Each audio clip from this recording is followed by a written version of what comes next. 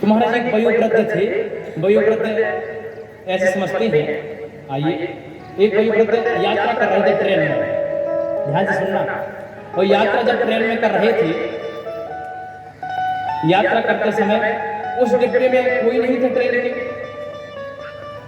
एक वयोवृद्ध बैठे थे, अकस्मात उसमें कई स्टूडेंट विद्यार्थी उसमें डब्बे में चढ़े, कहीं पेपर देने के लिए जा रहे थे, टेस्ट देने के लिए, एग्जाम आदि हैं, तो वहां के लिए जा रहे थे। तो उन्होंने कहा लड़के आपस में 9-10 लड़के, और लड़के नहीं का नाम जो लड़के क्या है, हंसी मजाक करते जाए। तो आपस में उन्होंने सलाह की कि देखो हम कितनी दूर जाना है, तो टाइम कैसे पास हो, कुछ तो करें, टाइम पास करने के लिए कुछ तो करना चाहिए। तो उन्होंने कहा कि डब्बा में तो कोई नहीं है। तो एक ने कहा कि देखो भैया, ये वृद्ध बैठे, इसको हम परेशान करें तो हमको आनंद आएगा, इसकी हम धीरे से इसकी छड़ी को छुड़ा लें, कमंडल को छुड़ा लें, इस प्रकार से हम करें। लेकिन वृद्ध सब इस बातों को सुन रहा था, चश्मा लगाए हुए था। अच्छा, तो लड़कों ने आपस में सलाह की कि देखो अगर हम आपस में ऐसा कर रहे हैं, तो इन्होंने सबसे पहले तो ऐसा किया कि चलो 250 रुपए आपस में 200 रुपए इन्होंने एकत्रित किया 6 लोगों ने, और 200 में 1200 रुपए हो गए। और वृद्ध सब दृश्य देख रहा बैठे, और फिर इन्होंने लड़के ने कहा कि ठीक है, हम ट्रेन की जो जंजीर है इसको खींच देते हैं। तो लड़कों ने कहा खींच देंगे तो पुलिस आ जाएगी, और पुलिस आएगी तो हमको जेल में डाल देंगे। तो लड़कों ने कहा कि देखो जब पुलिस आएगी तो हम इसका बूढ़ी का नाम लगा देंगे, इसे खींचेंगे जो बैठा हुआ। तो दूसरे लड़के ने कहा कि देखो अगर ना माना तो कहा जब हमने जो यहाँ रुपए का खर्च कर लिया है 1200 रुपए, तो ट्रेन में उसको दे देंगे। अब इन्होंने चलती हुई ट्रेन की बाहर जंजीर खींची। जब जंजीर खींची तो ट्रेन रुक गई, वहां से पुलिस आ गई, और पुलिस ने वहां पर जाकर के कहा रे ये किसने जंजीर से तो खींचा। इन्होंने कहा रे, लड़कों ने कहा कि देखो इस बूढ़े आदमी ने जंजीर से की। अब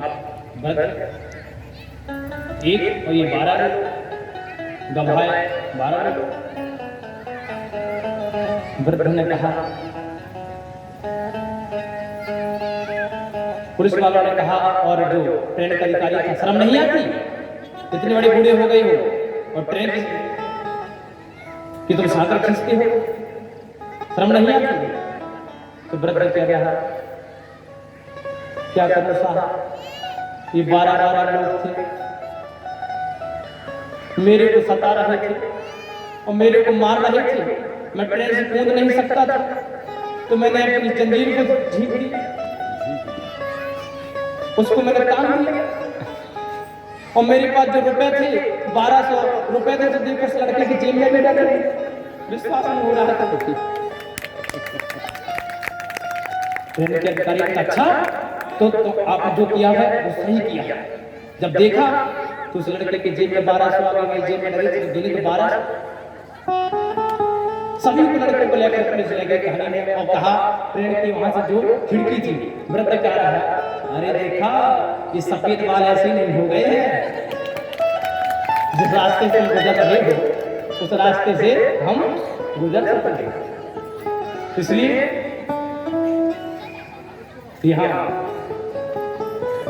का जो अभिप्राय है कि वृद्धों को कभी नीचे से नहीं लेना चाहिए। जिस रास्ते से निकल चुके हैं, जिस रास्ते से हम गुजर रहे हैं,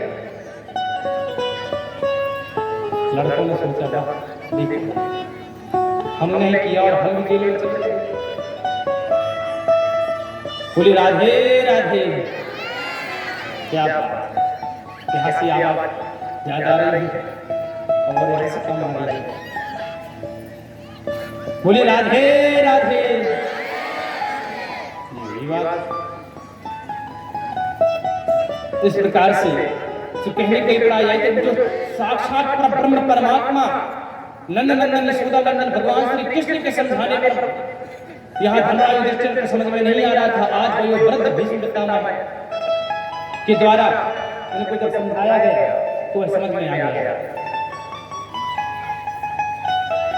और यहाँ भगवान की भीष्म पितामह ने 11 श्लोकों में स्तुति की और धर्मराज को राजधर्मान दान धर्मान राजधर्मान मोक्ष धर्मान विभागशः स्त्री धर्मान भगवत धर्मान समासभ्यासयोगतः सभी धर्मों का निरूपण किया, राज धर्म आदि। और फिर पुनः भगवान की स्तुति 11 अर्थात 11 श्लोकों में स्तुति की भगवान की इतिमति रूपकल्पिता आदि के रूप में। और स्तुति करते हुए भगवान को अपने मनमासन की स्थिति जब प्राप्त हो रही थी तो भगवान को अपने सन्निकट बुलाया और सन्निकट बुला करके महाराज इसके लिए प्रसन्न कम से कम 3-4 घंटे के लिए भीष्म स्तुति की। समय का अभाव है, अतः तो होना चाहिए 4 घंटे सुबह शाम 4 घंटे सायंकाल जब आनंद आता है। इसलिए समाज विधि में हम सभी श्रवण करेंगे और कथा को स्पष्ट मात्र में आगे बढ़ेंगे। भगवान श्री कृष्ण की प्रतीक्षा के लिए भगवान की स्तुति की है यहाँ पर भीष्म पितामह 11 श्लोकों में। और भगवान को इति मतिरूपकल्पिता वितृष्णा 11 श्लोकों में कहते हैं इति मतिरूपकल्पिता वितृष्णा भगवती सात्वत पुंगवे विभूमि इति मतिरूपकल्पिता वितृष्णा भगवती सात्वत पुंगवे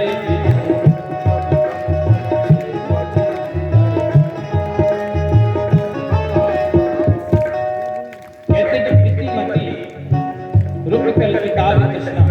भगवान कहते हैं, भगवान से कह रहे भगवान कृष्ण कि प्रभु कि मैंने अपनी मति रूपी जो यह आपके चरणों में लगा दी मति, इसलिए आप मेरे ऊपर कृपा करें। तो कन्हैया ने कहा ये कौन है?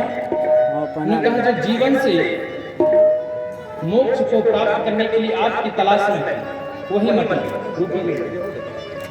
तो कहते हैं कि आदि प्रसंगों में आता है, श्रीधर टीका में वहां पर व्याख्यान आया है कि भीष्म पितामह कहते हैं कि मैं अपनी कन्या का विवाह आपसे करना चाहता हूं। जय राधे राधे गोविंद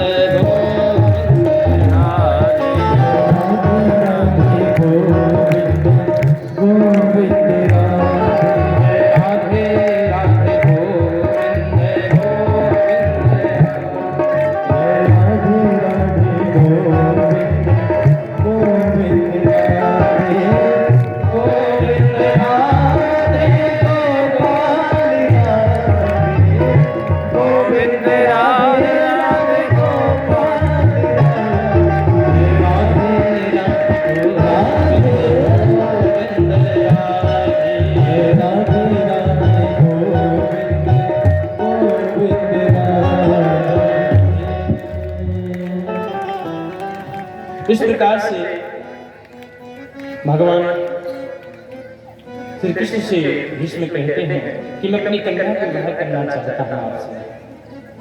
भीष्म पितामह ने जब ऐसा कहा तो कन्हैया ने कहा कि अरे आपने शादी की नहीं, आजीवन ब्रह्मचर्य का नियम लिया, तो आपकी कन्या कहां से हुई?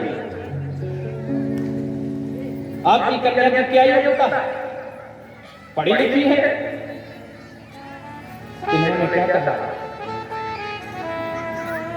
त्रिभुवन कमलम तमालवर्णम रविकरगौरवरम।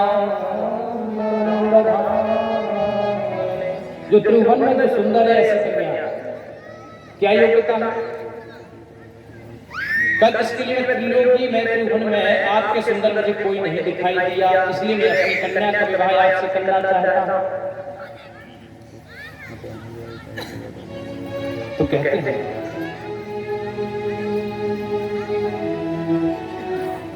जो पिता होता है वो कन्या का जो पिता होता है तो क्या देखता है? कन्या वर्यते रूपम माता वित्तम पिता सुखम बांधवा कुल रक्षन्ति मिष्ठान्नम मितरे जनाः। कन्या जब वर को पसंद करती थी उसके रूप को देखती सुंदर है कि नहीं है। जो कन्या की जो माँ होती है तो माता वित्तम, माता यह देखती है कि जिसको मैं अपनी कन्या दूं वो रुपए वाला धनवान है कि ऐसे बहुत दिमागदार हो तुम, ऐसे मेरी कन्या को पाल सकेगा, चला सकेगा, धनवान है। माता वित्तम पिता श्रुतम, जो पिता होते हैं वो क्या कहते हैं श्रुत, इसकी कीर्ति कितनी है, हर जगह इसका नाम है, कुछ व्यापार आदि है, क्या है। बांधवा कुल मिच्छन्ति,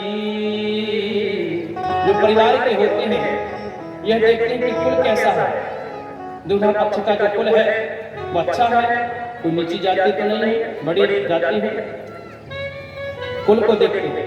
लेकिन जो बराती होते हैं मितरे जना मिष्ठान्नम मितरे जना, जो बराती होते तो क्या देखते हैं, जाकर के देखते कि मिठाई कैसी है, कैसा यहाँ पर पत्थर है, क्या सिस्टम है।